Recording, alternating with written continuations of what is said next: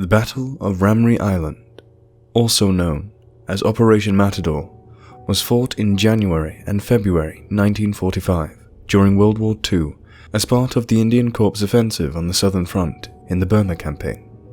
The island lies off the Burma coast, 70 miles south of Akyab, now known as Sittwe. The battle is associated with reports of many Japanese soldiers being eaten by saltwater crocodiles living in the inland mangrove swamps. These reports are disputed, however.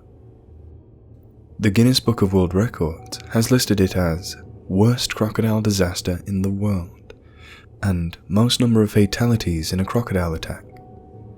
But scientists and historians have cast doubt on the story. The battle started with Operation Matador, an amphibious assault to capture the strategic port of Kyaukpyo at the north end of Ramree Island. On the 26th of January, Operation Sankey, a Royal Marine force, had landed on Chiduba Island, about 10 kilometers (6.2 miles) from southwestern coast of Ramree Island, and found it unoccupied. On Ramree, the Japanese garrison put up a tenacious resistance, but on the 1st of February, the 71st Brigade reached Seine. When the British outflanked a Japanese stronghold, the 900 defenders abandoned the base and marched to join a larger battalion of Japanese soldiers across the island. The route took the Japanese across 16 kilometers (9.9 miles) of mangrove swamp, and as they struggled through it, the British encircled the area. Trapped in deep mud-filled land, tropical disease soon started to afflict the soldiers, as did scorpions, tropical mosquitoes, and saltwater crocodiles. Some British soldiers, including naturalist Bruce Stanley Wright, who participated in the battle, claimed the large population of saltwater crocodiles native to Ramree Island mangrove swamps preyed on the Japanese forces at night and ate many soldiers. Wright gave a description in Wildlife Sketches Near and Far, 1962, quoted by Frank McLean. That night of the 19th of February, 1945, was the most horrible that any member of the motor launch crews ever experienced. The scattered rifle shots in the pitch-black swamp, punctured by the screams of wounded men crushed in the jaws of huge reptiles, and the blurred worrying sound of spinning crocodiles made a cacophony of hell that has rarely been duplicated on Earth.